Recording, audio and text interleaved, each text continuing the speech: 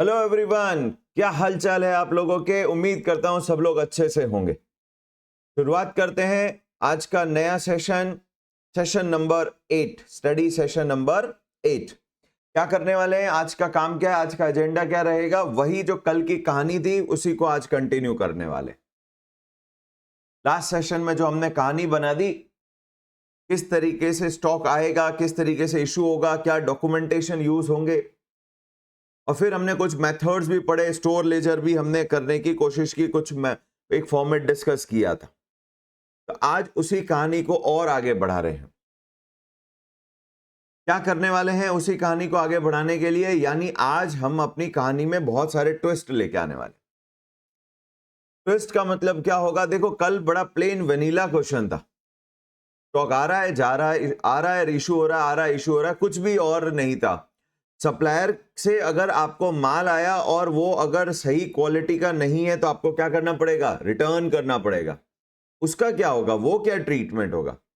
Number 1 पहला twist हुआ। Number second twist, हमने स्टॉक इशू किया प्रोडक्शन के लिए और प्रोडक्शन में वो एक्सेस इशू हो गया है या वहां यूज नहीं हुआ, तो उन्होंने रिटर्न भेज दिया हमारे पास।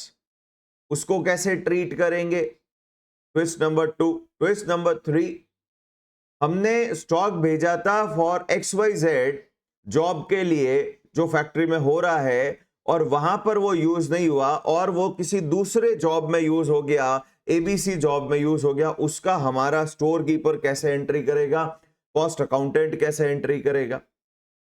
ट्विस्ट नंबर 4, हमने कहा परपीचुअल इन्वेंट्री रिकॉर्ड और कंटिन्यूअस स्टॉक टेकिंग आपस में कॉम्प्लीमेंट्री है, तो रिकॉर्ड्स तो मेंटेन हो रहे हैं। जब मंथ एंड पे स्टॉक टेकिंग हुई, काउंटिंग हुई, पता चला 60 यूनिट खराब हो गए या चोरी हो गए या गायब, कैसे भी करे लॉस हो गए, तो उस लॉस का क्या ट्रीटमेंट होगा। ये थ्योरी का क्वेश्चन भी आ जाता है, ये थ्योरी का भी क्वेश्चन आ जाता है। What is it, what are the different treatment of different type of losses in relation to raw material.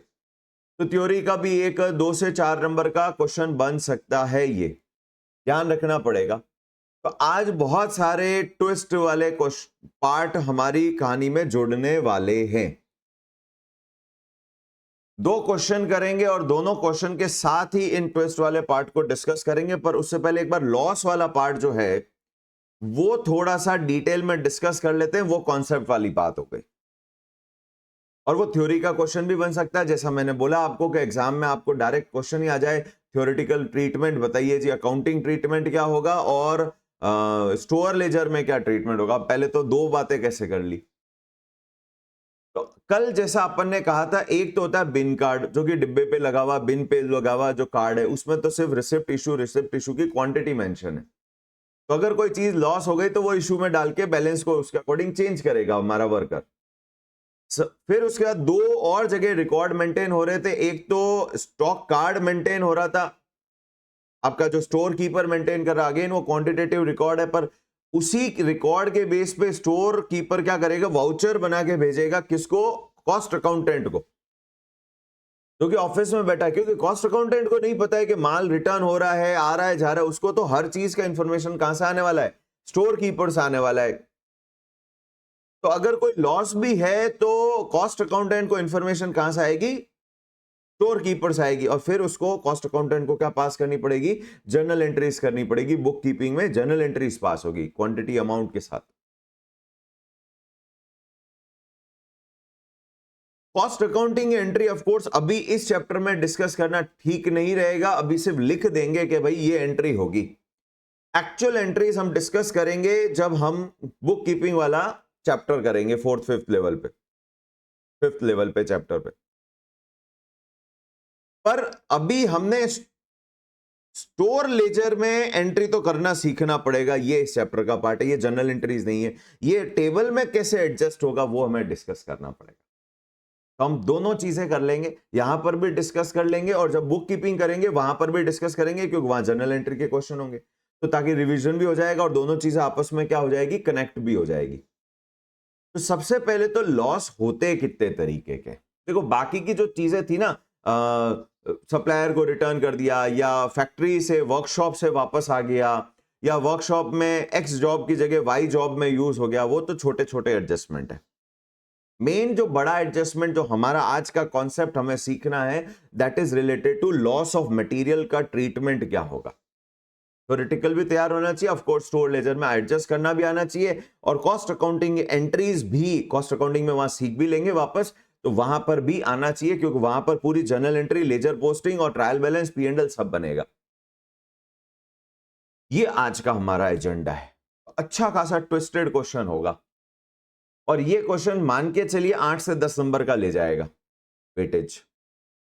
तो शुरुआत करते हैं। पहले तो लॉस होते कितने तरीके के हैं, लॉस होते कितने तरीके के हैं, लॉस की बात कर रहे हैं अब। लॉस होते कितने तरीके के हैं? लॉस ऑफ रॉ मटेरियल, देखो कल भी बात की थी, लॉस ऑफ रॉ मटेरियल 2-3 चीजें हो सकती है। वाटर कंटेंट इवेपोरेट हो जाता है, फ्रूट्स, वेजिटेबल, इन चीजों में, ये नॉर्मल लॉस है। पेट्रोल इवेपोरेट होता है, और कुछ पैसे भी नहीं देते भगवान, ऊपर से पैसे भी नहीं बरसा रहे, बट ये नॉर्मल है, अलाउड है, क्योंकि allowed means it is acceptable कि भाई बिजनेस कर रहे हो पेट्रोल का, और अगर 1 लाख लीटर आपके कंटेनर में है तो उसमें से 10 लीटर तो इवेपोरेट होता ही है, 50-100 लीटर इवेपोरेट होगा। यूज करते हैं जब ओपन या क्लोज करते हैं उसके लिड को, तो भी हमारा ये लॉस होगा। तो ये एक्सेप्टेबल लॉसेस है। तो जो चीज एक्सेप्टेबल लेवल के अंदर है वो नॉर्मल है, और जो चीज एक्सेप्टेबल लेवल के बियॉन्ड है वो एबनॉर्मल है। तो लॉसेस को भी यहां पर क्या कर देते हैं हम, यहां पर 2 कैटेगरी में डिस्ट्रीब्यूट क्लासिफाई कर देते हैं, normal and abnormal loss. Normal जो एक्सेप्टेबल के विद इन लिमिट है, और जो एक्सेप्टेबल लिमिट के बियॉन्ड है वो एबनॉर्मल है, and due to extraordinary reason also, तो भी एबनॉर्मल है। कल एक छोटी सी और बात करी थी कि जी बच्चे ने टॉफी ले ली रिटेल काउंटर से, रिटेल जो हमारा पूरा शोरूम है, तो वो कहलाती छोटी छोटी चोरियां, पिलफरेज। वो चोरी नहीं कहना चाहिए बच्चे के केस में, पर क्या होता है, कस्टमर्स भी वो ग्रेप्स के पीसेस खा लिए। अब 1000 कस्टमर का वॉक इन हुआ, 2-2 पीस भी खाए, 2000 पीस तो वैसे ही खराब खत्म हो गए। तो क्या ये चोरी है? एग्जैक्ट वर्ड चोरी कहना ठीक नहीं रहता, पर still it's a loss of material and this is called pilferage. छोटी छोटी चीजें 1-2% ऐसा लॉस होता है। देन रैट्स की जो प्रॉब्लम मैंने बोली, आटे के बैग्स को खराब कर दिया, स्पॉइल कर दिया, that is also acceptable to a certain limit. Unlimited को अलाउ नहीं कर सकते। तो normal losses which are within acceptable limits. In fact चोरियां भी, चोरी बड़ा बिजनेस होता है, छोटा मोटा लॉस होता है, एक्सेप्टेबल होता है। एंटरप्रेन्योर को बड़े बिजनेस में बड़ी सोच रखनी पड़ती है। एंड बियॉन्ड एक्सेप्टेबल लिमिट्स, क्योंकि छोटी लॉसेस को बचाने जाएंगे और इंटरनल कंट्रोल्स और चेक्स को बहुत ज्यादा स्ट्रिंजेंट कर देंगे ना, तो प्रॉब्लम होगा, सांस लेना मुश्किल हो जाएगा, लोगों का काम करना मुश्किल हो जाएगा। तो जब काम करना मुश्किल होगा तो उल्टा इफेक्टिवनेस और एफिशिएंसी दोनों डिक्रीज हो जाएगी। तो थोड़ा सा फ्री हैंड भी देना पड़ता है, और उसमें थोड़ा बहुत लॉस ओके चलेगा। बड़े picture, looking to the bigger picture, छोटा लॉस इग्नोर करना पड़ता है। जनरली वी से ओम इग्नोराय नमः। बियॉन्ड एक्सेप्टेबल लिमिट्स और due to extraordinary causes.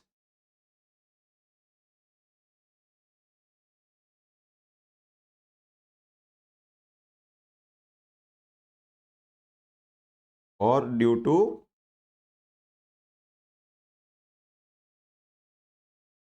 Extra ordinary causes. अब एक्स्ट्रा ऑर्डिनरी कॉजेस क्या हो गए? अर्थक्वेक आ गया जी, खराब हो गया, माल गिर गया, ऊपर सीलिंग गिर गई, या फिर फ्लड हो गया, फायर भी हो सकती है। ये सारी चीजें अनएक्सेप्टेबल होंगे, ऑब्वियस है, इनका तो कंट्रोल होना चाहिए था। ये तो एंटरप्रेन्योर की गलती है कि उसने ये एडुकेट मेजर्स क्यों नहीं लिए कि फ्लड में खराब हो जाए तो भैया थोड़ा एक फ्लोर ऊपर रखना चाहिए था रॉ मटेरियल। जब आपका एरिया ऐसा है जहां फ्लड आती है तो वहां पर कुछ कंट्रोलेबल होती है, कुछ अनकंट्रोलेबल होती है, तो यहां पर तो ये एबनॉर्मल है, एंटरप्रेन्योर की गलती। अब ट्रीटमेंट क्या होगा? तो फाइनेंस में क्या ट्रीटमेंट होता है? पहले स्टोर लेजर का ट्रीटमेंट समझ लेते हैं, फिर अकाउंटिंग की बात करेंगे। पहले फाइनेंस की, फिर कॉस्ट अकाउंटिंग की। स्टोर लेजर में अब ये जो नॉर्मल लॉस है, इसके भी इन्होंने दो ट्रीटमेंट देने।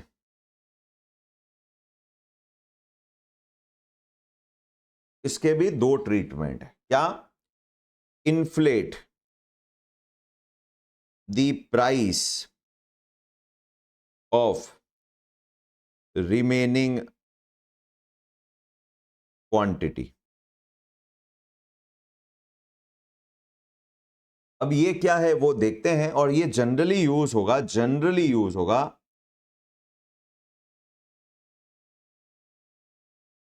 Used in weighted average method, क्योंकि वहां ये यूज करना इजियर होता है actually. Second, transfer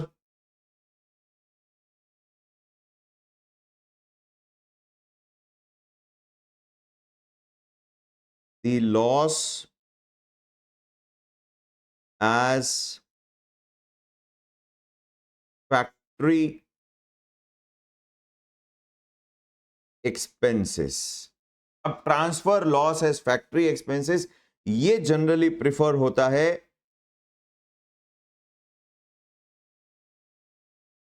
used in FIFO and LIFO methods. अब ऐसा कोई रूल नहीं है, बट क्वेश्चन के पैटर्न जनरली ऐसे ही बनते हैं। और यहां पर क्या होगा? This will be transferred, treated as abnormal loss,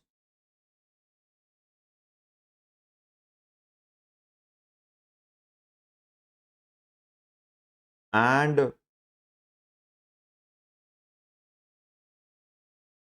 transfer to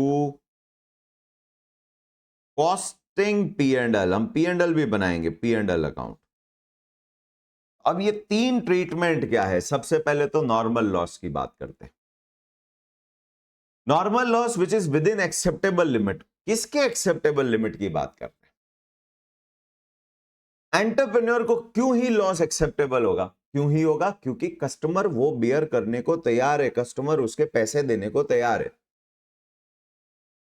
customer क्यों पैसे देने को तैयार है? अब कस्टमर क्यों ही बेयर करेगा भाई? आपकी इनएफिशिएंसी, इनफेक्टिवनेस का बर्डन कस्टमर क्यों लेने को तैयार है? रीजन है, ये वो लॉस होगा जो सिर्फ एक सिंगल एंटरप्रेन्योर, एक सिंगल बिजनेस को नहीं होगा, सारे कॉम्पिटिंग बिजनेस को हो रहा होगा। मैं इसमें जनरली एक एग्जांपल लेता हूं, अगेन एप्पल का। एप्पल में क्या हो रहा है कि हमारा इवेपोरेट तो होता ही होता है, वेपर वाटर कंटेंट इवेपोरेट होगा, क्वांटिटी डिक्रीज होगी। या जब आप एप्पल आता है वो बॉक्सेस के अंदर आता है, 50 केजी का बॉक्स होगा। अब 50 केजी के बॉक्स में अगर मान लेते हैं 200 पीसेस हैं, तो 200 के 200 पीसेस सेलेबल ही नहीं होते। जो शायद अपर लेयर और मिडिल लेयर है वो ठीक होती है, जो नीचे रह जाता है वो शायद कई बार दब के खराब भी हो जाता है ट्रांसपोर्टेशन में। And this is not going to happen to only a single and business, it will happen to everyone in the market. जो भी सेलर्स होंगे सबको ये लॉस होगा। तो मान लेते हैं मैं एक सेलर हूं और आप एक सेलर हो, सेकंड सेलर, मार्केट में हम दो लोग हैं, परफेक्ट कंपटीशन है। हम दोनों ने 1 lakh rupees 1 lakh quantity purchase की 100 रुपीज पे, ये हमारी परचेज प्राइस हो गई। 1 लाख इंटू 100, 1 CR का बिल आपको भी आया, मुझे भी आया। अभी प्रॉफिट की बात नहीं करते, अभी कॉस्ट पे बेचना शुरू करते हैं। तो क्या 1 लाख क्वांटिटी सेलेबल निकलेगी? क्या नहीं निकलेगी। तो जब 1 लाख क्वांटिटी सेलेबल ही नहीं निकली, अपनी मान लेते हैं 10% खराब मेरा होता, तो आपके यहां पर भी तो होगा। बियर कौन करेगा? कौन बियर करेगा? हम अपने घर से पैसे भरेंगे एज अ सेलर? नो।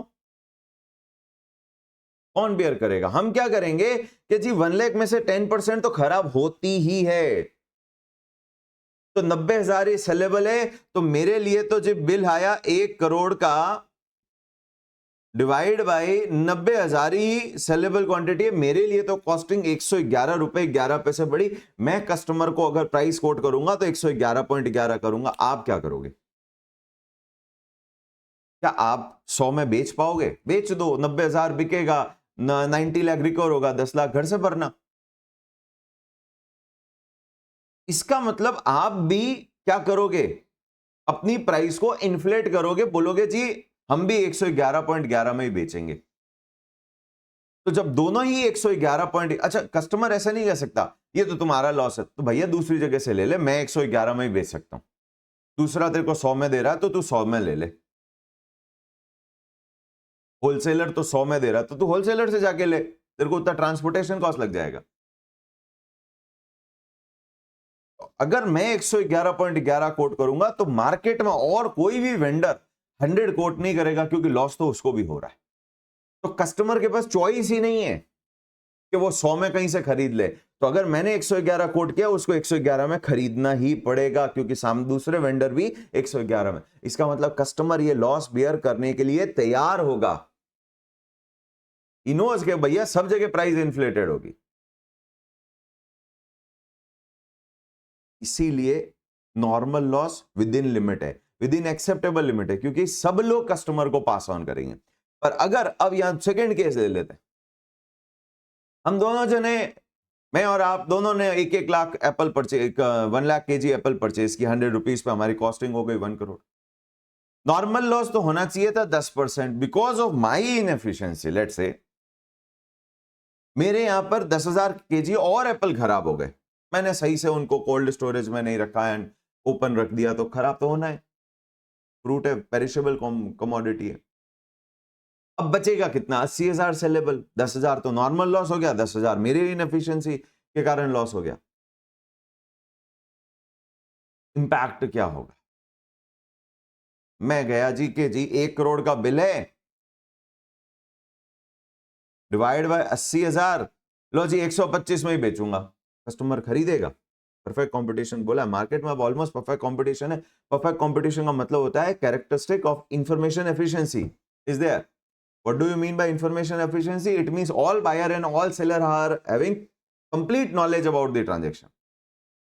अगर मैंने 125 कोटेशन दे दिया, बायर बोलेगा भैया रहने दे, दूसरा मुझे 111 में दे रहा है, 100 में तो वो भी नहीं दे रहा है, तो मेरी इस इनएफिशिएंसी का बर्डन कस्टमर बियर करने को तैयार नहीं है, तो ये कस्टमर का बर्डन बियर करने को तैयार नहीं है, तो ये फिर लॉस मेरे लिए भी एक्सेप्टेबल नहीं है, तो ये एबनॉर्मल कहलाएगा।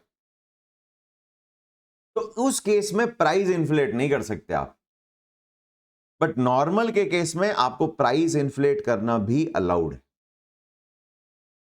हाँ, एक और केस हो सकता है कि नॉर्मल लॉस को आप फैक्ट्री का एक्सपेंस मान सकते हैं, क्योंकि फाइनली स्टोर रूम या स्टोर कीपर किसको रिपोर्ट कर रहा होगा? स्टोर रूम जनरली फैक्ट्री के अंडर आता है, यानी कि स्टोर कीपर किसको रिपोर्ट कर रहा होगा? फैक्ट्री मैनेजर को रिपोर्ट कर रहा होगा।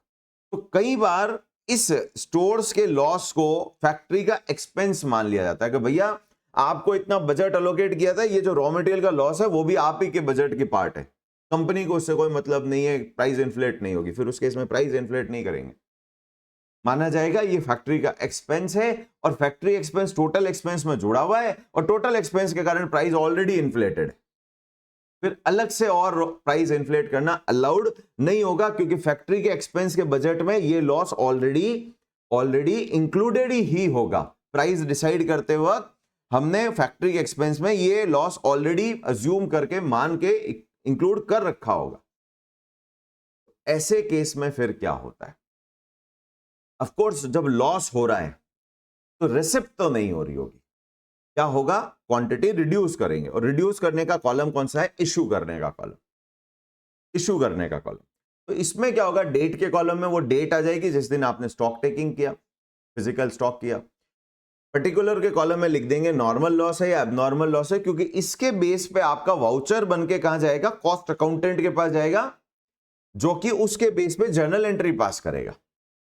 जर्नल एंट्रीज पास, मान के चलिए बिन कार्ड की क्वांटिटी स्टॉक कार्ड की क्वांटिटी एंड अमाउंट का समेशन अकाउंट्स के अमाउंट के साथ में क्या होना चाहिए, रिकंसाइल होना चाहिए। नहीं है तो फिर देयर इज अ एरर या देयर आर सर्टेन ट्रांजैक्शन जो आपने मिस कर दी है, ओमिशन है। तो वो सब हम कॉस्ट अकाउंटिंग वाले चैप्टर में देखेंगे कि देयर आर ओमिशन, डुप्लीकेसी, वो सारे रेक्टिफिकेशन ऑफ एरर्स भी आ जाएंगे। और अभी यहां स्टोर लेजर कार्ड में क्या होगा, स्टोर लेजर कार्ड में सबसे पहला स्टोर्स लेजर कार्ड, इसको कर देते हैं केस 1, केस 2 एंड केस 3। एक एक केस करते हैं। केस 1 और फिर उसकी जर्नल एंट्री साथ में लिख दूंगा, पर समझेंगे हम उसी चैप्टर में, क्योंकि अभी जर्नल एंट्री के टर्म्स भी नहीं आएंगे हमें। मान लेते हैं बैलेंस क्वांटिटी चल रही है Q, P and A. 1000 unit चल रहे थे, 100 रुपए के हिसाब से 1 लाख वैल्यू चल रहा था। तो अब हम क्या करेंगे, जिस दिन इशू होगा receipt case 1 Q P A, इसमें तो कुछ भी नहीं आना है, Q P and A, quantity, price and amount. अब हमारे को लॉस मिला, नॉर्मल लॉस एंड इन्फ्लेट कर रहे हैं। मान लेते हैं नॉर्मल लॉस हुआ जी 20 यूनिट का, तो इशू कर दो 20 यूनिट, क्वांटिटी रिड्यूस हो जाएगी 980। पहला केस क्या बोलता है, inflate the price of remaining quantity. कैसे किया था वो 111? आपने क्या किया कि जी टोटल अमाउंट तो वही है 1 करोड़, डिवाइड बाय 1 लाख की जगह आपने डिवाइड किससे कर दिया था, 90,000 से। जी सेलेबल तो 90 होगा नॉर्मली, तो 1 करोड़ डिवाइड बाय 90, 111 आ गया। यानी आपने क्वांटिटी रिड्यूस कर दी, अमाउंट वही रखेंगे।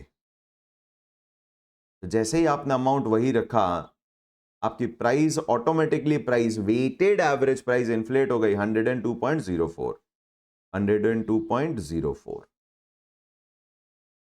बचावा। तो फिर इधर क्या होगा, इसका मतलब यहां कोई प्राइस और अमाउंट दोनों ही इशू नहीं होंगे। सिर्फ क्वांटिटी का एक वाउचर बन के कॉस्ट अकाउंटेंट को चला जाएगा कि भैया अपने सिस्टम में क्वांटिटी एडजस्ट कर दीजिए। जर्नल एंट्री बिना अमाउंट के पास नहीं होती, जर्नल एंट्री पास नहीं करेंगे। तो ऐसे केस में no journal entry by cost accountant, no journal entry by cost accountant. Next case, case 2। Case 2 में हम क्या करने वाले हैं, इसको फैक्ट्री एक्सपेंस का पार्ट मानने वाले हैं। फिर से फैक्ट्री एक्सपेंस का पार्ट मान रहे हैं, तो stores ledger card case 2, receipt issue balance Q P and A, ध्यान रख दीजिएगा यहां पर। देन यहां पर Q P and A, Q P and A, 1000 unit, 100, 1 lakh. Normal loss है, पर इसको या इन्फ्लेट किया था या फैक्ट्री एक्सपेंस मानना है। फैक्ट्री एक्सपेंस यानी जनरल एंट्री पास करनी है, आपको परचेजेस कम करनी है और उसको फैक्ट्री एक्सपेंस का पार्ट मानना है। तो एंट्री क्या होती है वहां पर, factory expense account debit, expenses increase करने, और परचेज का एक्सपेंस क्या होगा, फिर उस केस में रिवर्स होती है। जैसे अगर आप गुड्स घर ले जाते हो, ड्राइंग करते हो, एंट्री क्या करते थे, ड्राइंग टू फैक्ट्री एक्सपेंस, तो ड्राइंग टू परचेजेस, तो यहां पर क्या हो जाएगी, अब ये फैक्ट्री एक्सपेंस का पार्ट है, एज इफ फैक्ट्री के रिपेयर के लिए यूज हुआ, अपना ही रॉ मटेरियल फैक्ट्री के रिपेयर के लिए यूज हुआ, तो एंट्री क्या करते हैं, रिपेयर टू परचेजेस। तो यहां पर फैक्ट्री एक्सपेंस टू परचेजेस जो फाइनेंस में एंट्री होती है, इसका मतलब अमाउंट के साथ जाएगा, इसका मतलब अमाउंट के साथ जाएगा। और किस अमाउंट, किस प्राइस पे जाएगा, जो प्राइस आपकी एज पर मेथड चल रही, फीफो है तो सबसे ऊपर वाली, लीफो है तो सबसे नीचे वाला। 100, 1 lakh, not 1 lakh, sorry, 100, 2000, 980। Price inflate नहीं हुई, डिफरेंस देखें, डिफरेंस देखो जी, यहां पर प्राइस हो गई इन्फ्लेट, यहां पर प्राइस इन्फ्लेट नहीं हुई। यहां पर कोई अमाउंट जर्नल एंट्री पास नहीं हुआ, अब यहां जर्नल एंट्री पास होगी, कितना हो जाएगा 98,000। तो अब जर्नल क्या पास होगी, जर्नल एंट्री वाउचर बन के जाएगा और वाउचर में लिखेंगे कि जी 20 यूनिट का नॉर्मल लॉस हुआ है, अमाउंट 2,000 रुपए। जैसे ही ये वाउचर मिलेगा, आप कॉस्ट अकाउंटेंट को एंट्री मारनी पड़ेगी। क्या होती है एंट्री फाइनेंस में, factory expense to purchases, trading में ही रहेगा। रिपेयर होगा तो पीएनएल में चला जाएगा, इनडायरेक्ट है तो, डायरेक्ट है तो ट्रेडिंग में जीपी पे इफेक्ट नहीं होगा, लेकिन इनडायरेक्ट है तो पीएनएल में चला जाएगा, जीपी पे इफेक्ट आएगा। ये तो हुआ फाइनेंस की बात, अकाउंट्स की बात। अब कॉस्टिंग में कुछ अलग टर्म यूज होते हैं। कॉस्टिंग में फैक्ट्री एक्सपेंस की जगह वर्ड यूज होगा फैक्ट्री ओवरहेड्स। अभी तक हमने ओवरहेड्स पढ़ा नहीं है, सिर्फ जर्नल एंट्री लिख रहा हूं, डिस्कशन उस चैप्टर में ले लेंगे। टू परचेजेस की जगह यहां वर्ड यूज होगा स्टोर, लेजर, कंट्रोल, अकाउंट। हमारे यहां पर अभी इसकी जरूरत है नहीं, हमारे यहां सिर्फ हमें स्टोर लेजर सीखना है। तो एक बार ये जर्नल एंट्री लिख देते ताकि कॉन्सेप्ट एक ही जगह रहे, रिवीजन करते वक्त दो दो जगह देखना नहीं पड़ेगा। होपफुली सबको समझ में आया। नॉर्मल लॉस का ट्रीटमेंट इन्फ्लेट करना है या फैक्ट्री एक्सपेंस मानना। अब बात करते हैं abnormal loss, case 3, stores ledger card, case 3, receipt, issue and balance, QPA, QPA, QP and A। सबसे पहले बैलेंस 1,000, 100 एंड 1 लाख। ये लॉस कस्टमर बेयर नहीं करने वाला है, आप प्राइस इन्फ्लेट तो कर ही नहीं सकते। आपको पास कहां करना है, अब पीएनएल में बेचते loss by fire account debit to purchases, loss by fire account debit to purchases. अगर रॉ मटेरियल जल गया तो एंट्री ये होती थी फाइनेंस में, और लॉस बाय फायर कहां जाता था, पीएनएल में। यानी यहां जर्नल एंट्री पास होगी, होगी बिल्कुल होगी। क्या एंट्री पास होगी, एबनॉर्मल लॉस की, ABL। 20 यूनिट जल गए जी, as per the method FIFO LIFO weighted average, जो मेथड है वो लग जाएगा, उसके हिसाब से प्राइस आ गई 2,000 रुपए की। तो एग्जैक्ट सेम ट्रीटमेंट हो गया। हाँ, इस टेबुलर फॉर्मेट में कोई डिफरेंस नहीं है, नॉर्मल है या अबनॉर्मल है, लेकिन जर्नल एंट्री पास करते हो एंट्री में डिफरेंस आएगा। 980, 100, 98,000। अब जर्नल क्या होगी, डिफरेंस देखें, या अमाउंट आया है, ये भी चेंज हुआ है, प्राइस चेंज नहीं हुई है लास्ट में। जर्नल क्या पास होगी, loss by fire debit to P&L, और लॉस बाय फायर कहां जाता था, profit, loss by fire debit to purchases. तो लॉस बाय फायर कहां जाता था, P&L में, परचेजेस किसको हिट करती थी, ट्रेडिंग को। यहां पर क्या एंट्री होगी, कॉस्टिंग P&L अकाउंट। यहां हम अलग से एक P&L और ओपन करेंगे और उसको बोलेंगे costing P&L। To credit purchases है, परचेजेस यहां रिप्रेजेंट होगा एक नए अकाउंट से, स्टोर लेजर कंट्रोल अकाउंट 2,000।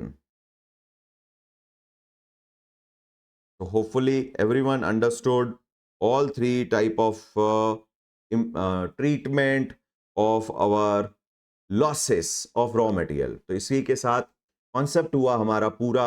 हम बढ़ते हैं, 2 क्वेश्चन लेने हैं हमें आज, 2 क्वेश्चन करके हमारा ये स्टोर लेजर वाला पार्ट कंप्लीट हो जाएगा।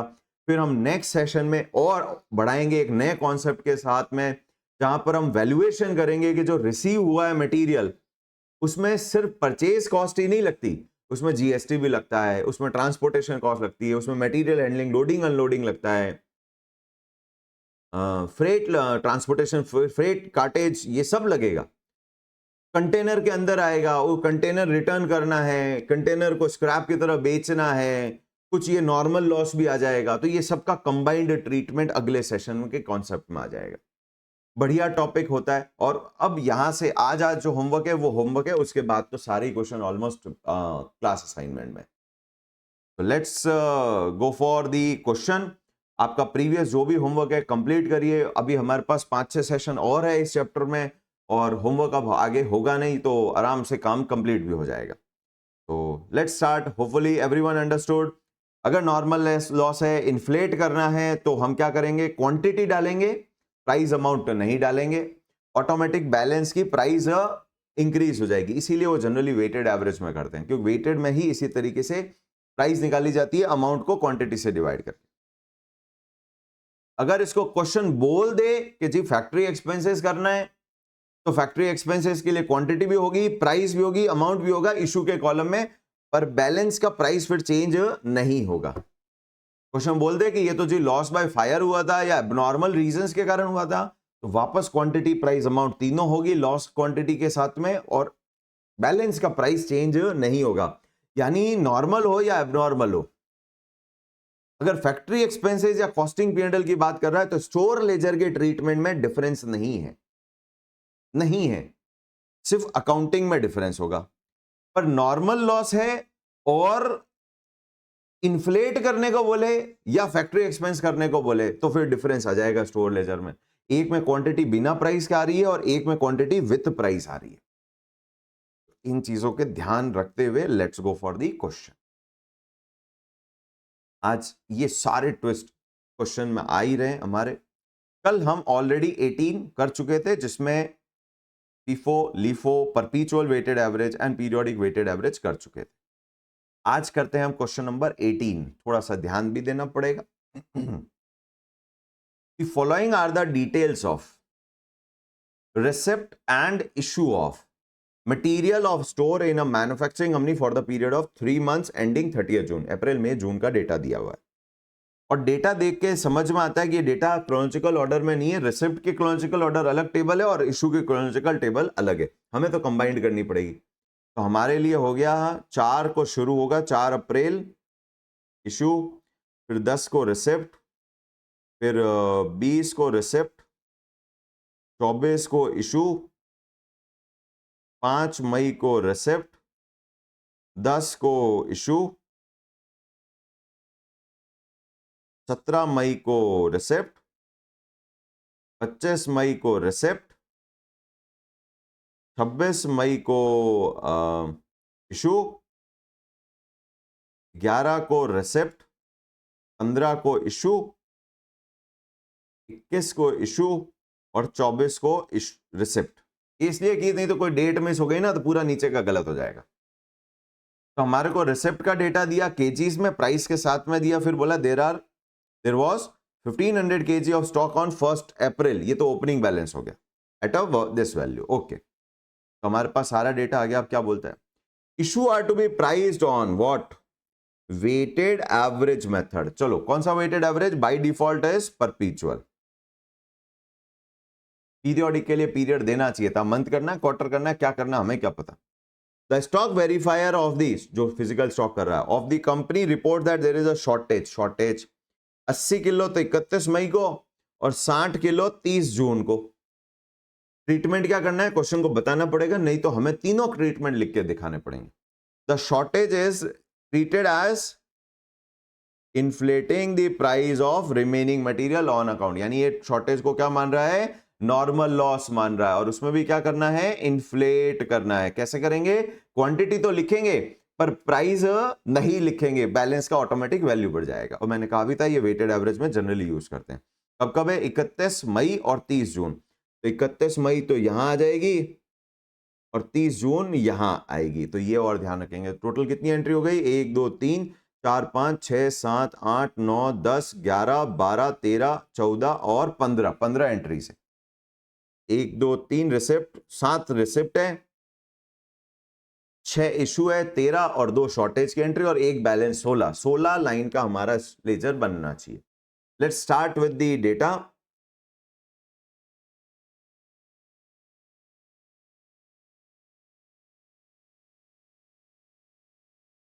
ये लीजिए 90। सबसे पहले तो मैंने फॉर्मेट ऑलरेडी तैयार रखे हैं। क्वेश्चन नंबर हम कर रहे हैं, क्या है, number 19। Question number 19, method store ledger card for material का नाम नहीं है, मेथड है जी weighted average method. Weighted average कैसे करते हैं? हमें क्रोनोलॉजिकल ऑर्डर में ब्लॉक्स नहीं बनाने, हम अमाउंट में अमाउंट जोड़ देंगे, क्वांटिटी में क्वांटिटी जोड़ देंगे और फिर डिवाइड कर देंगे, या जो भी है एक सिंगल लाइन में काम हो जाएगा। सबसे पहला डेट क्या है, कौन सा साल है? 2008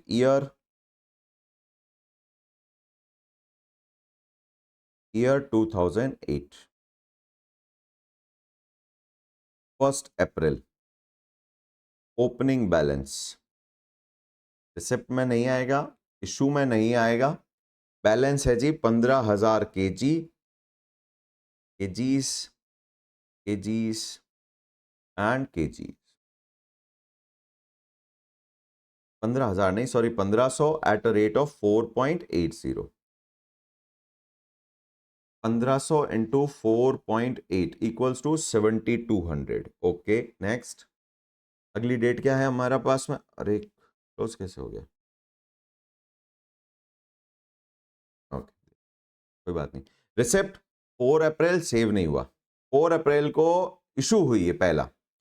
4 अप्रैल शुरुआत करते हैं, 4 अप्रैल इशू, इशू के कॉलम में आएंगे 1100 यूनिट्स 4.80, 1100 इंटू 4.8 इक्वल्स टू 5280। आगे क्या करेंगे? बैलेंस एडजस्ट करेंगे, 400 ही बचा 4.80 के हिसाब से, 1920, या ऐसे भी निकाल सकते थे 7200 minus 5280 equals to 1920।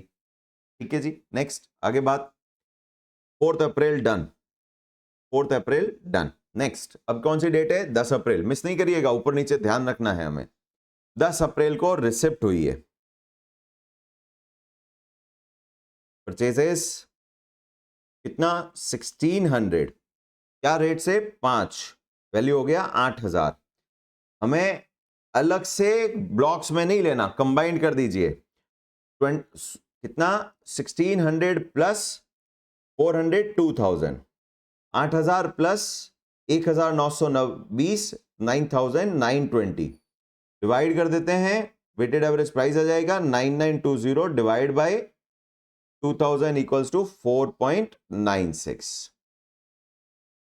Second part भी डन, सेकेंड भी डन, 15 एंट्रीज है, ध्यान रखेंगे। नेक्स्ट 20 अप्रैल को फिर और रिसीव हुई है, 20 अप्रैल परचेजेस कितना? 2400, 4.90, 4.9 इंटू 2400, 11,760, टोटल हो गया 4,400।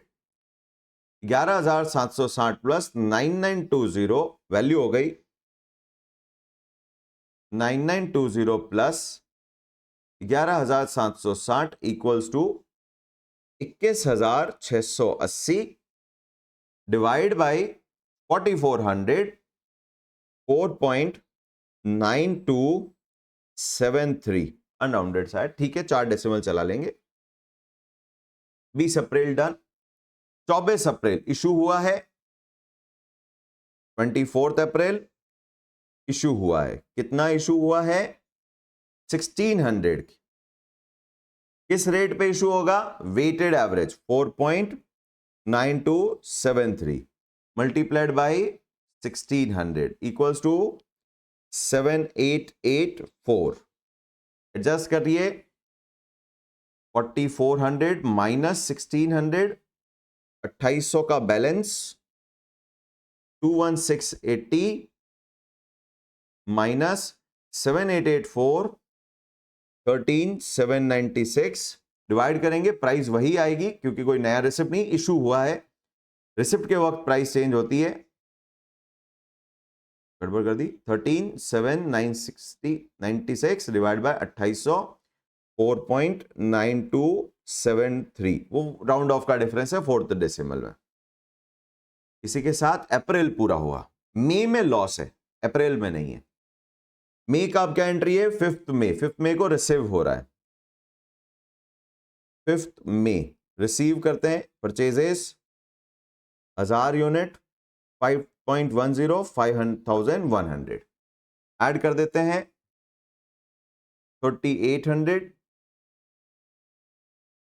13796 प्लस 5100, 18896। एक गलत हुआ ना, पूरा नीचे तक गलत हो जाएगा, तो ध्यान, और जीरो मिलेगा फिर।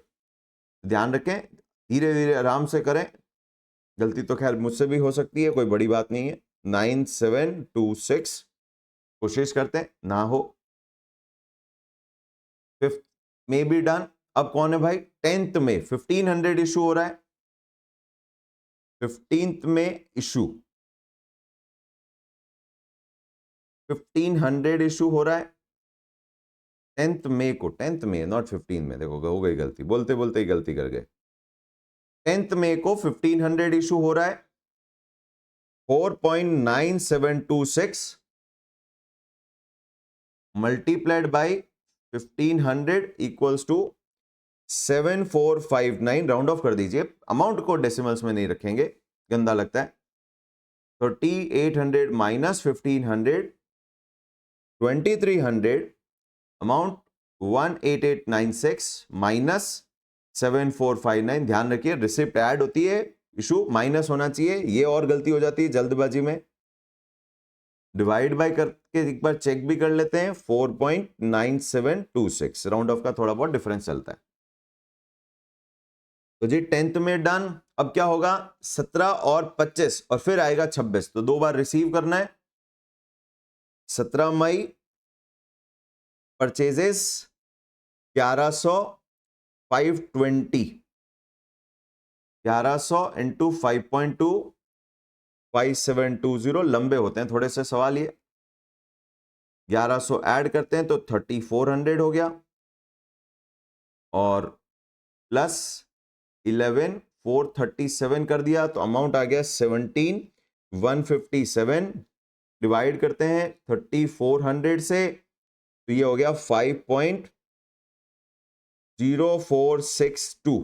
प्राइस भी आ गई नहीं, वेटेड एवरेज प्राइस। जब जब परचेस किया वेटेड एवरेज चेंज हुआ।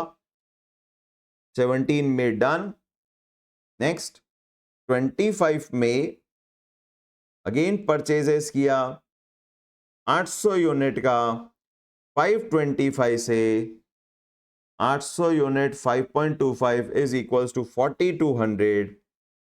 ऐड कर देते हैं 800 यूनिट तो 4200 यूनिट्स भी हो गए, प्लस 17157 इक्वल्स टू 21357 का अमाउंट हो गया। डिवाइड बाय 4200, अमाउंट प्राइस आ गया जी 5.085। चलो 25 मई खत्म। 26 मई का एक इशू भी है। यहां तक सब कुछ रूटीन चल रहा था वेटेड एवरेज का। इशू 1700 यूनिट, इसी प्राइस पे 5.085, 8645। 1700 गए जी, 4200 में से 1700 गए तो 2500 यूनिट रह गए हैं। 21357 माइनस 8645, 12712। वैल्यू डिवाइड करके देख लेते हैं एक बार, ऑलमोस्ट मैच होना चाहिए। 5.085 ही है वो, राउंड ऑफ का डिफरेंस है थोड़ा बहुत। इसी के साथ 26 मई भी खत्म हो गया। अब जून एंट्री नहीं करना, शॉर्टेज है। क्या करने का है? इन्फ्लेट करना है। कैसे करते हैं? क्वांटिटी इशू करना है। 31 मई को, 31 मई नॉर्मल लॉस कितना वैल्यू, कितना क्वांटिटी? 80 केजी, बिना प्राइस बिना अमाउंट। इंपैक्ट क्या होगा? ये हो जाएगा 2420। क्वांटिटी रिड्यूस हो गई, अमाउंट तो वही रहेगा 12712। ऑटोमेटिक क्या होगा? 12712 डिवाइड बाय 2420। इससे प्राइस हो जाएगी 5.0 से 5.2529। इन्फ्लेट हो गई price. Hope everyone understood. Normal loss माना, इन्फ्लेट कर दी, और वेटेड एवरेज में करना इजी होता है। प्रॉब्लम अगर फीफो होता है ना, तो फिर फर्स्ट वाले ब्लॉक का प्राइस इन्फ्लेट होता, बाकी के ब्लॉक एज इट इज रहते। लीफो होता है तो लास्ट वाले ब्लॉक का प्राइस इन्फ्लेट होता, बाकी के एज इट इज हो जाते। तो ये इसलिए वो फीफो वेटेड एवरेज में जनरली ऐसे इन्फ्लेट वाला नहीं करते, क्योंकि वो फिर एक ब्लॉक पे इंपैक्ट, एक पर्टिकुलर बैलेंस पे इंपैक्ट करता, पूरे क्वांटिटी का प्राइस इन्फ्लेट नहीं होती। तो ठीक है, मांगने को वो उस क्वेश्चन में भी मांग सकते हैं। नेक्स्ट, अब क्या होगा जी, जून में सबसे पहला 11 जून रिसीव करिए, परचेज 900, 5.40, 900 इंटू 5.4, 4860 रिसीव हुआ है। क्वांटिटी एडजस्ट होगी 3320, अमाउंट में अमाउंट ऐड करिए 12712, 17572 divided by 3320, 17572 divided by 3320 is equals to 5.2928। Price change होगी, परचेज हुआ है। तो हमारा 11 जून डन। 15 जून इशू करना है 1500 यूनिट, सेम प्राइस पे 5.2928 पे, मल्टीप्लाइड बाय 1500, 7939 लेस कर देते हैं 3320 से 1500, बैलेंस बचा जी 1820, वैल्यू बचेगी 17572 minus 7939 equals to 9633। Price check करते हैं, डिवाइड बाय 1820 से, क्या कर रहे हैं, 9633 डिवाइड बाय 1820 माइनस कर देते हैं 5.2928। यहां पर हमारा 15 जून का इशू भी हो गया। अब क्या होगा, 21 जून को और एक इशू है 1200। डेट का ध्यान रखना पड़ेगा, नहीं तो ऊपर नीचे हो गई तो सारी चीजें गलत हो जाएगी, उसके आगे की सब कुछ। और आंसर जनरली नंबर्स हैं, generally closing stock, total value of consumed उसका मिलता है। तो जब एक गलत है तो सब गलत है, कुछ भी नहीं मिलेगा। 1200, सेम प्राइस 5.2928, 5.2928 मल्टीप्लाइड बाय 1200, 6351, तो 620 ही रहा। अब तो 9633 माइनस 6351, 3282 डिवाइडेड बाय 620, 5.2935। थोड़ा सा चेंज हो गया, राउंड ऑफ के कारण चेंज हुआ, 0.0007 चेंज हुआ, चलेगा, इतना चलता है, वो राउंड ऑफ में चलेगा भैया। नेक्स्ट, लास्ट 24 जून, लास्ट नहीं है, अब इसके बाद एक लॉस और है। रिसीव हुआ purchases 1400 units, 5.50, 1400 into 5.5 is equals to 7700। तो हमारे पास में अब हो गए हैं टोटल 2020 यूनिट्स। अभी लॉस आना बाकी है, प्लस 3282, 10,982 डिवाइडेड बाय 2020, 5.4366। बोलता है जी एक लॉस है 60 किलो का, 30 जून को पता चला, normal loss. Normal loss 60 unit का इशू करिए, क्वांटिटी रिड्यूस करिए, और बोलता है इन्फ्लेट करना है तो बिना प्राइस के रखिए।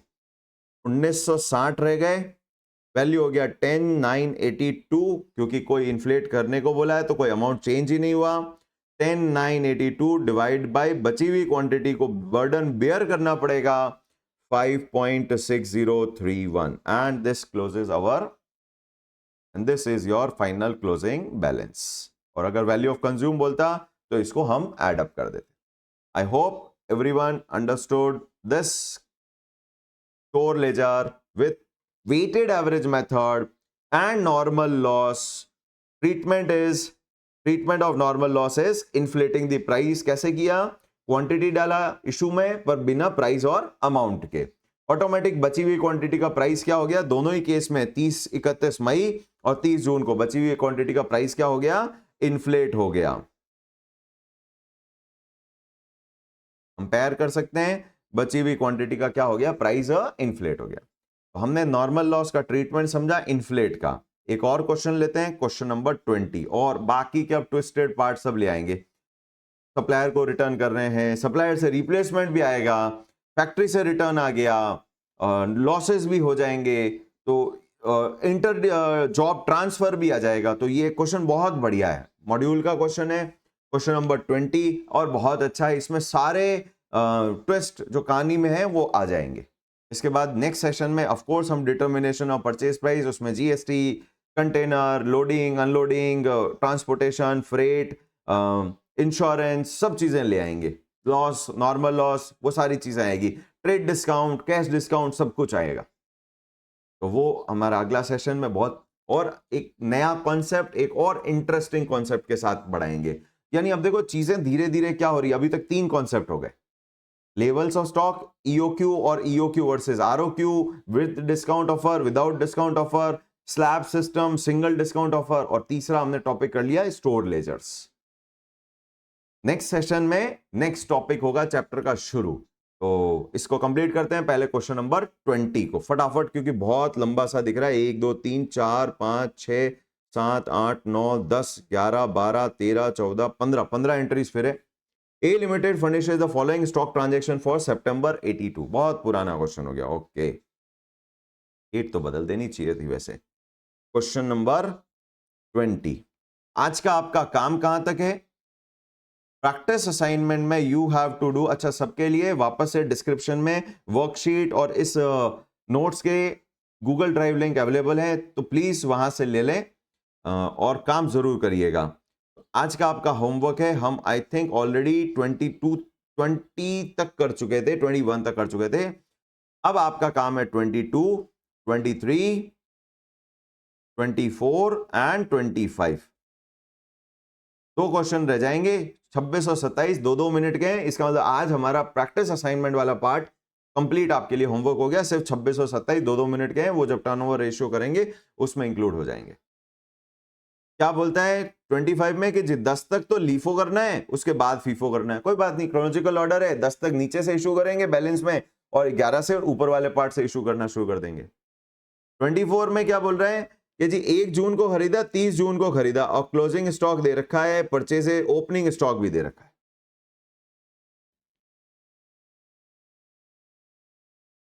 ओपनिंग है, 2 परचेसेस है, क्लोजिंग है, बचा हुआ इशू होगा, तो उनकी वैल्यूएशन करनी है। ये हम नेक्स्ट सेशन में एक बार ले भी लेंगे, बेटर रहेगा, कुछ कभी हमारे पास समय मिलेगा हम उसमें ले लेंगे।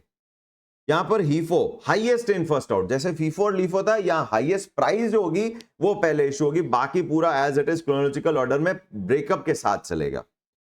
Periodic simple average and periodic weighted average, इस क्वेश्चन को एक काम करेंगे क्लास असाइनमेंट में ले लेंगे, क्लास असाइनमेंट में ले लेंगे, तो इसको होमवर्क नहीं करें।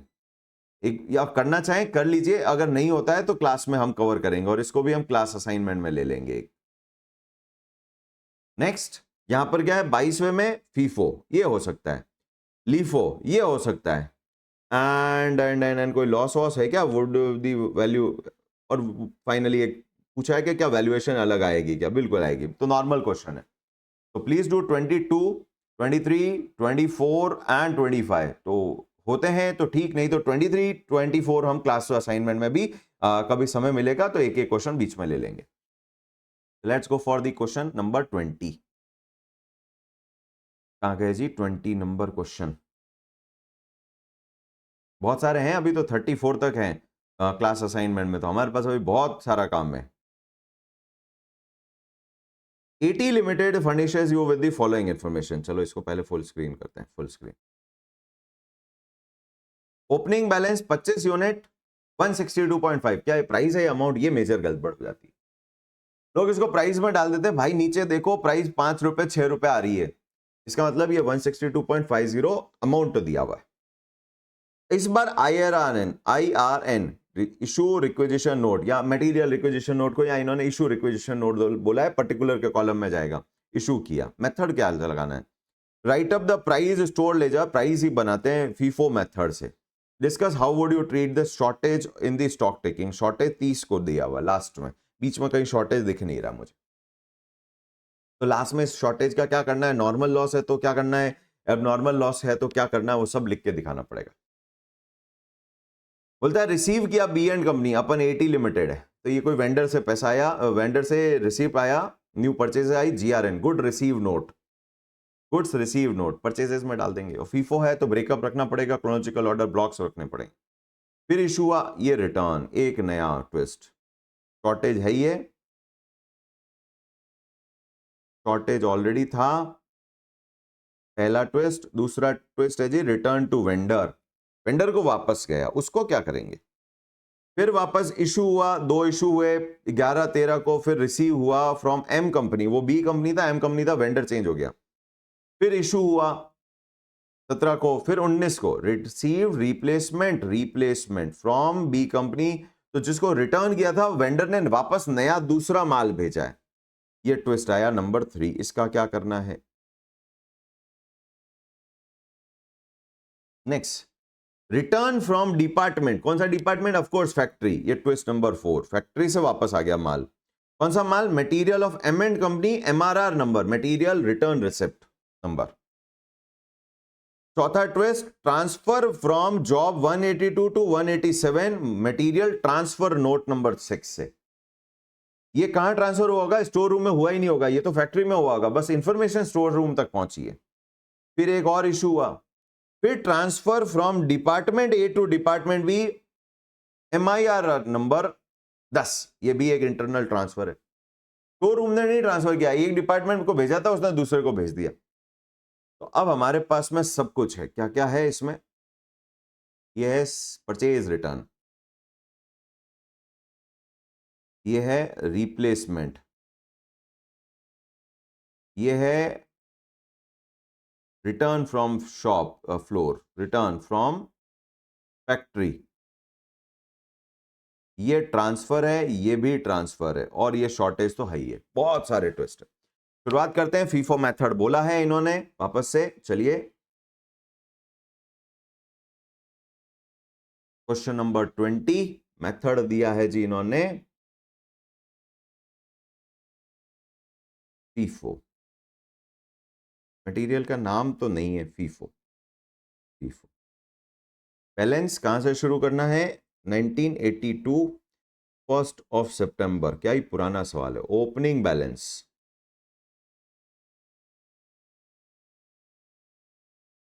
25, ये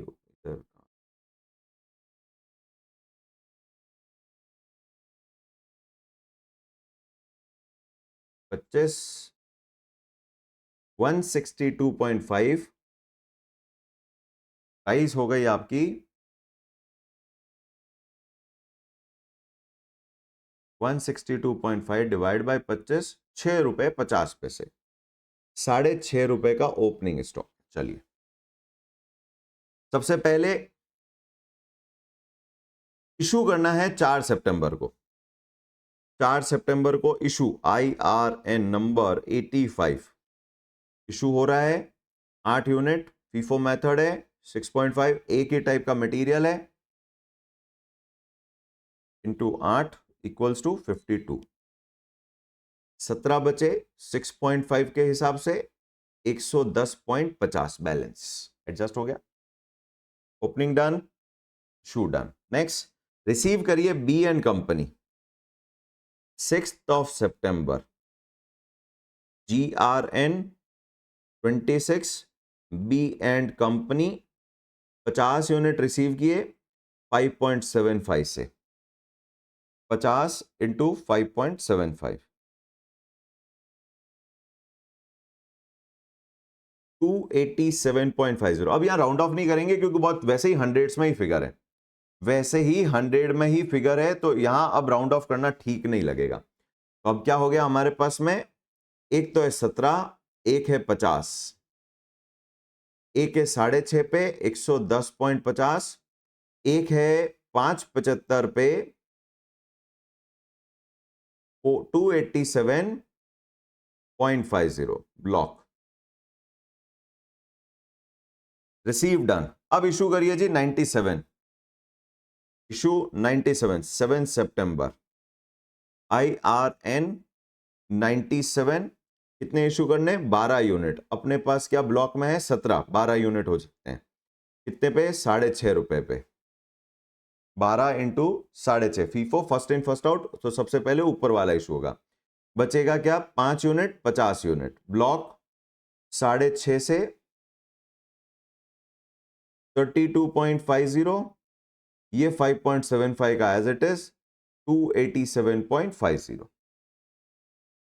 इशू बी हो गया जी, 7 सितंबर डन। अब क्या होगा? अब बोलता है रिटर्न कर दीजिए बी कंपनी को, माल रिटर्न कर रहे हैं, कितने? वो भी पूरा नहीं, 10 यूनिट ही कर रहे हैं। 10 सितंबर को रिटर्न करना है, 10 सितंबर को रिटर्न करना है, परचेज रिटर्न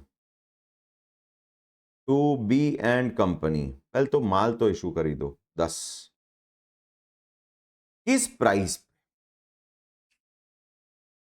किस प्राइस परचेज रिटर्न कर रहे हैं? किस प्राइस पे? 6.5 का वो हमें क्रेडिट नोट देगा क्या? उसने हमें अगर 5.75, बी कंपनी का माल कितने का था? बी कंपनी का माल 5.75 का था, तो क्रेडिट नोट अगर आप वापस भेज दोगे तो क्रेडिट नोट 5.75 का आएगा, 6.5 का। आपकी अकाउंटिंग के हिसाब से वो थोड़ी ना बिल चेंज करेगा। उसने बिल भेजा था 5.75 का, वो आपको रिटर्न नोट भी 5.75 का ही क्रेडिट नोट देगा। तो इसका मतलब यहां पर जब आप परचेज रिटर्न करते हो तो उसमें आपकी pricing method FIFO LIFO weighted average apply नहीं होती है। वो जिस ओरिजिनल प्राइस पे था उसी प्राइस पे रिटर्न करना पड़ेगा, यानी 5.75 पे रिटर्न होगा 57.50। 5 and 40 जिस प्राइस पे रिसीव हुआ है उसी प्राइस पे रिटर्न करना पड़ेगा। कल वैसे नेक्स्ट सेशन में ये और ज्यादा डिटेल डिस्कशन होगा, वहां पर भी परचेज रिटर्न आएगी। 6.50, 32.50, 5.75, 40 इंटू 5.75, 230, यानी यहां फीफो अप्लाई नहीं हुआ। क्या रूल बन गया जी? रूल हो गया हमारा परचेज रिटर्न्स परचेज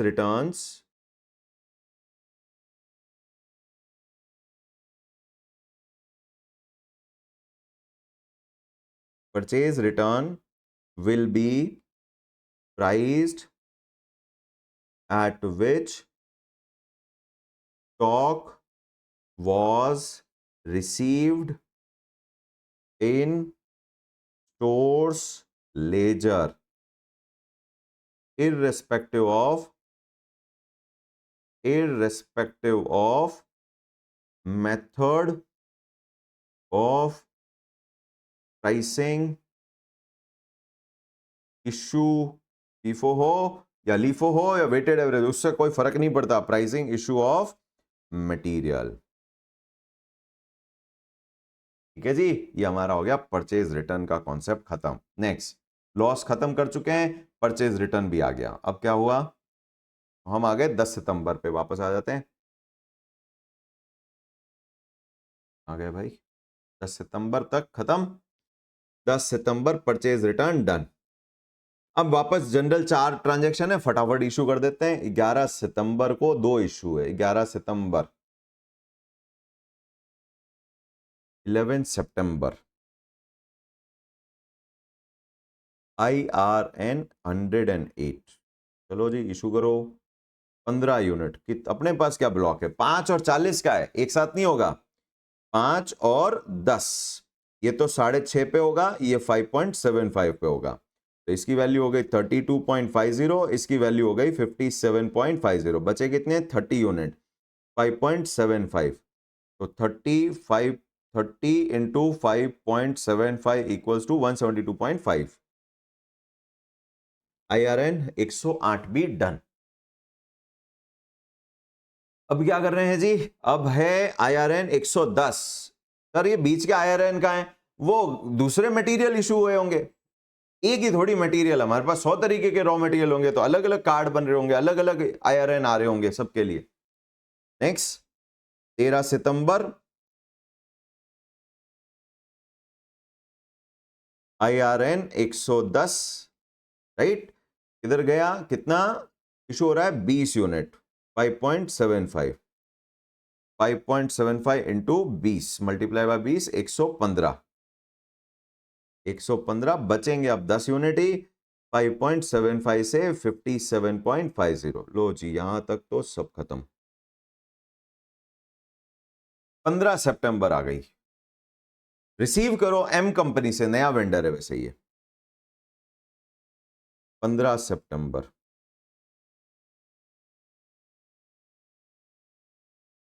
15 सितंबर रिसीव किया। GRN number 33 M and company. कितना? 25 यूनिट। क्या प्राइस पे? 610। 610 तो 25 इंटू 610, 152.50। क्या रह जाएगा? दो मटेरियल है, एक तो 10 और एक 25। 10 वाला 5.75 से, 25 वाला 6 रुपए 10 पैसे से। ये हो गया 57.50। ये हो गया आपका कितना था अभी? 152.50। क्रोनोलॉजिकल सेट भी हो गया। अब इशू करिए 121 number 17 September.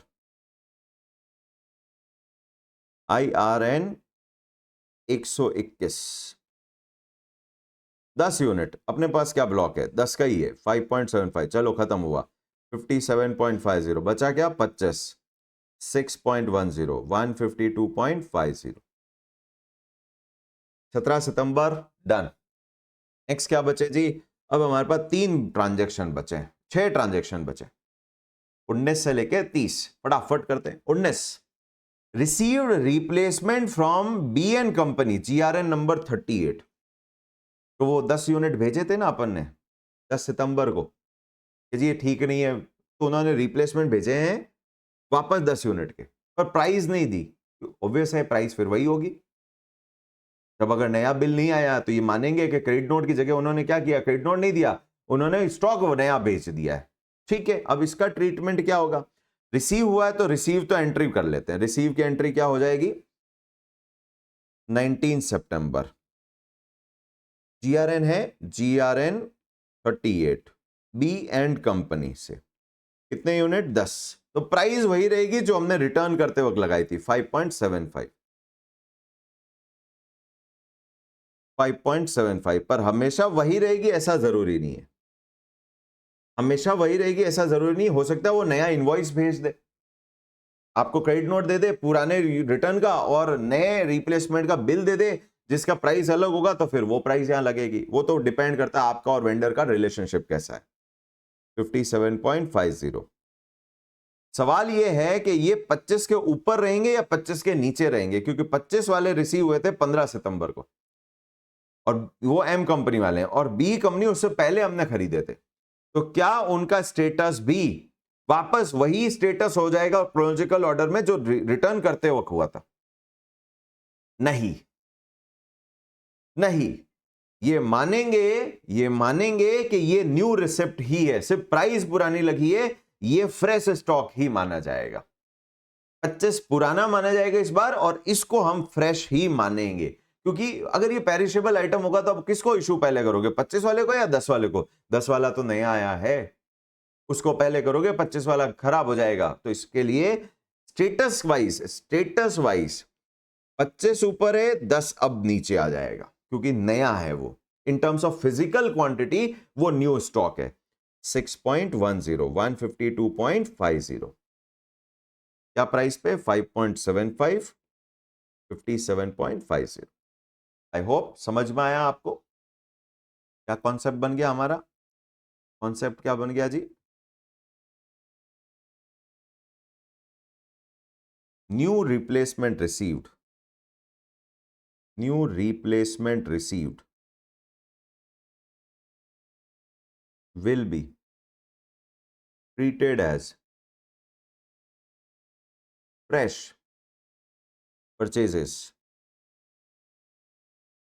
for status in the balance column for date wise or chronological wise purpose।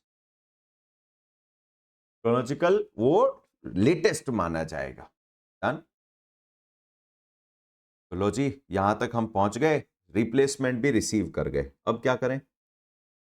Next, replacement भी रिसीव हो गया हमारा 19 सितंबर का। अब बचा है जी रिटर्न फ्रॉम डिपार्टमेंट, फैक्ट्री को इशू डिपार्टमेंट, कई बार वो ये हम वर्ड लिखते हैं return from shop floor, return from floor, return from shop, ये आधा वर्ड ही लिख देते हैं। तीनों का मतलब है फैक्ट्री से वापस आया। शॉप फ्लोर का मतलब दुकान नहीं है, वर्कशॉप को वो शॉप फ्लोर बोल देते हैं। तो यहां पर वो ध्यान रखिएगा, इसका मतलब जो आपने इशू किया था वो वापस आया है। तो ये अब यहां सवाल है इसका स्टेटस और प्राइसिंग क्या होगी, इसका स्टेटस और प्राइसिंग क्या होगी। पहले तो ये रिसीव है, रिसीव कितना हुआ इस बार 20 सितंबर को? 5 यूनिट रिसीव हुए हैं। Return from department material, M company का रिसीव हुआ MRR नंबर 4।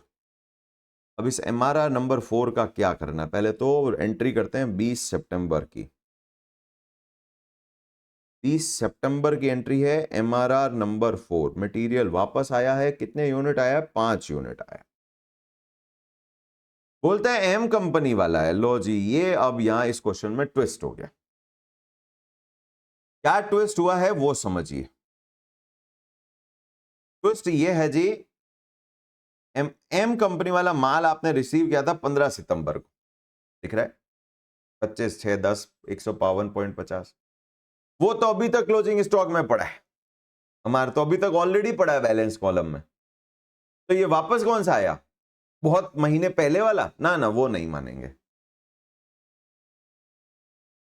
तो यहां ये मानते हैं, यहां ये अज्यूम करते हैं, assume in absence of information, in absence of information ये अज्यूम करते हैं कि हम ये जो मैथमेटिक्स कर रहे हैं पेपर पे, वो तो हम फीफो चला रहे हैं, बट फिजिकल क्वांटिटी जब इशू की जा रही है तो लेबर ने शायद एम कंपनी वाले डिब्बे इशू कर दिए थे, जबकि करने थे उससे पहले वाले, ये वाले डिब्बे इशू करने थे, 30 वाले में से करने थे इशू, 10 वाले में से इशू करने थे। इशू कौन से कर दिए? इस 25 वाले में से इशू कर दिए। तो सवाल है ये कौन से इशू वाले में से वापस आए होंगे? कौन से वापस आए होंगे? 6.5 वाले वापस आए, 5.75, 5.75, 5.75, ऊपर भी कोई क्या 5.75 और 6.5। ये वापस कौन सा माल आया? एम कंपनी तो हमने भेजा ही नहीं पेपर वाइज, तो फिजिकली चला गया है। तो ये तभी हो सकता है जब एम कंपनी ऑलरेडी आपके बॉक्सेस पड़े थे और गलती से एम कंपनी के बॉक्सेस चले गए, इशू का नोट किसी और प्राइस से चला गया। तो एम कंपनी आया कब था आपके पास में? 15 सितंबर। 15 सितंबर को ये स्टोर रूम में डिब्बे पड़े हैं। फिर इन्होंने एक ही रिक्वेस्ट भेजी है, रिक्वेस्ट नंबर 121, जिसमें हमने 10 डिब्बे इशू किए। डॉक्यूमेंट वाइज, पेपर वाइज तो हमने 5.7 मान लेते हैं जी। ये एक एक्स ब्रांड है जो 5.75 का, और एक वाई ब्रांड है जो 25 यूनिट है 6.1 के। तो पेपर वाइज तो हमने एक्स ब्रांड की एंट्री की थी, इशू की 5.75 से, जबकि फैक्ट्री में चले गए वाई ब्रांड के डिब्बे।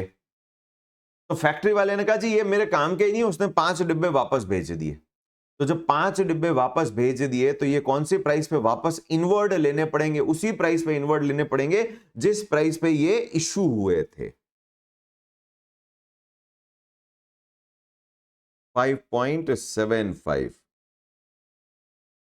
इसके बाद एक ही इशू, क्वेश्चन आता है चलो 2 हो जाते तो क्या होता?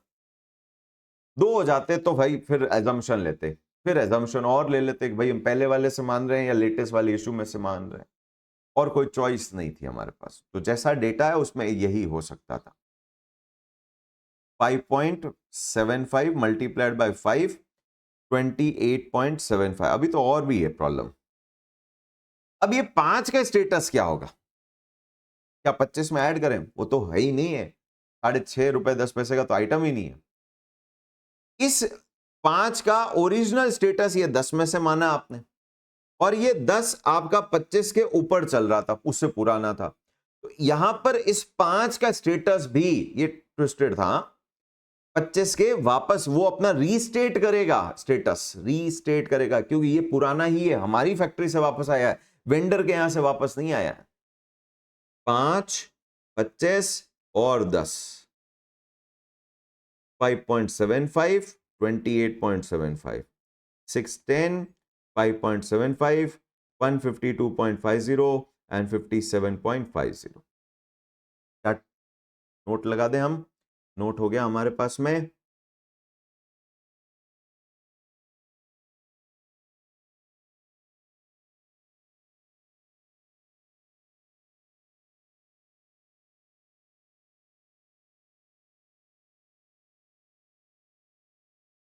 Return from shop floor, return from factory shop floor will be received as inward at price used for original issue of respective material, and for balance column it will be treated as oldest material।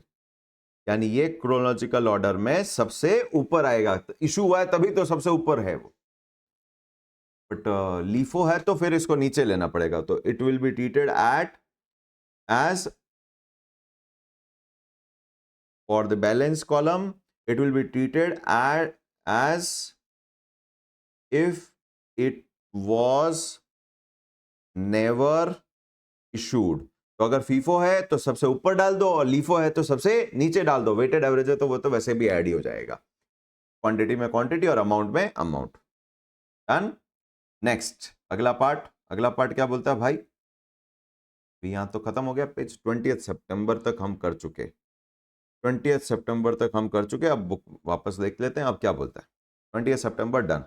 Transfer from job 182 to 187। ये factory में हमने एक job के लिए भेजा था, उसने दूसरे को भेज दिया, तो उसने हमारे को वाउचर बना के भेजा कि भाई हमने ऐसे ऐसे ट्रांसफर कर दिया है।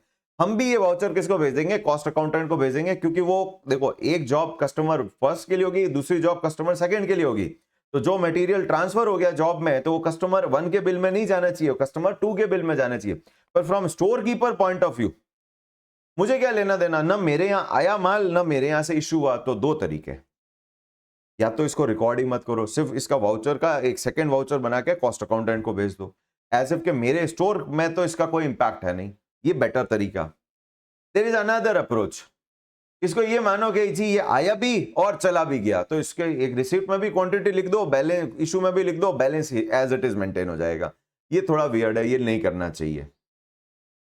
फैक्ट्री से आएगा वाउचर, उसकी कॉपी बना के आप कॉस्ट अकाउंटेंट को भेज दो। स्टोर लेजर कार्ड, अपने इस कार्ड में कोई चेंज नहीं करना है। नेक्स्ट, तो नोट लिख देते हैं। Note, transfer between jobs and department, material transfer between jobs or departments will not be entered in stores ledger card। हाँ, कॉस्ट अकाउंटेंट एंट्री करेगा क्योंकि उसके हिसाब से वो बिलिंग करेगा कस्टमर को। चलो, तो हमारे पास में ये फाइनल अब क्या बचा जी? ये ट्रांसफर रिकॉर्ड ही नहीं होगा। नेक्स्ट, इशू 146 10 यूनिट, ये फटाफट कर देते हैं। इशू 146, इशू 1 स्प्लिट करते हैं पहले तो इसको।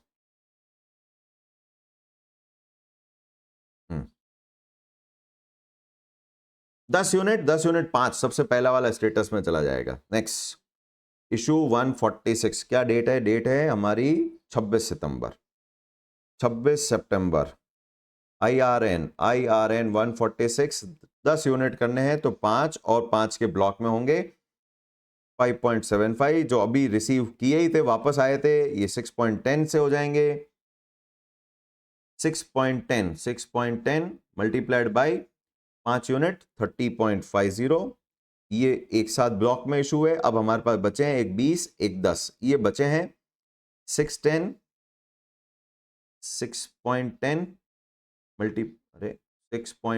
इंटू 20 122 और ये 5.75 57.50। नेक्स्ट फिर बोलते हैं transfer from department A to department B. नहीं रिकॉर्ड करने का, अपने को क्या करना, आया गया, हमारे यहां कोई इफेक्ट नहीं आया, हम तो वाउचर आगे पास कर देंगे। शॉर्टेज हुई 2 यूनिट्स की, फीफो मेथड 30 सितंबर शॉर्टेज लॉस 2 यूनिट है तो भैया 2 तो माइनस करने ही पड़ेंगे। किसमें से करेंगे, फीफो है तो 18 और 10 28 यूनिट बचे हैं, टोटल 28 ही बचे हैं जी क्लोजिंग में। पर अब क्या, कौन सा, नॉर्मल एबनॉर्मल, कोई भी लॉस हो, फुल स्क्रीन कर देते हैं। अब इसको हो गया हमारा काम खत्म। नॉर्मल लॉस है तो बिना प्राइस के इशू कर सकते थे, और फिर उस केस में चेंज कौन सा होगा, प्राइस वैल्यू कौन सा चेंज होगा, क्योंकि हमारे यहां 2 मटेरियल पड़े हैं 18 और 10 वाला, तो फिर 10 वाला तो 5.75 पे आता 57.50।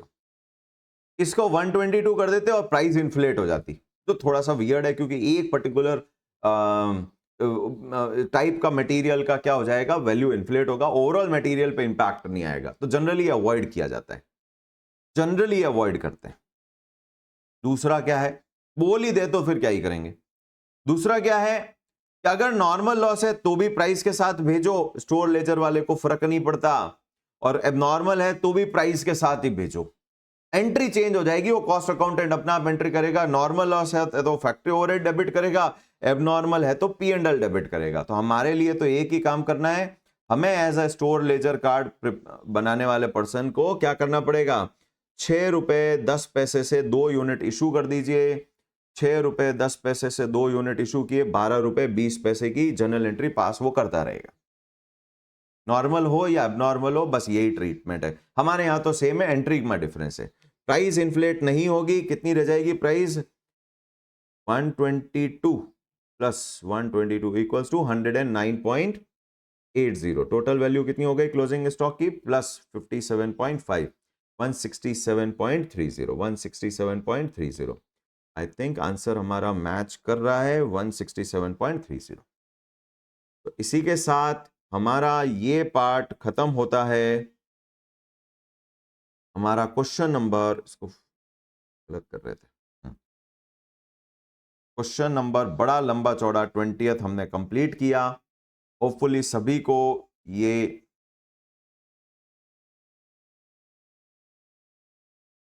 कॉन्सेप्ट समझ में आया कि जी परचेज रिटर्न का क्या होगा, रिप्लेसमेंट का क्या होगा, फैक्ट्री से वापस आएगा उसका क्या होगा, इंटर डिपार्टमेंट ट्रांसफर का क्या होगा, और लॉसेस का ट्रीटमेंट क्या होगा। तो आज बहुत सारा कॉन्सेप्ट पढ़ा, होपफुली सबको समझ में आया।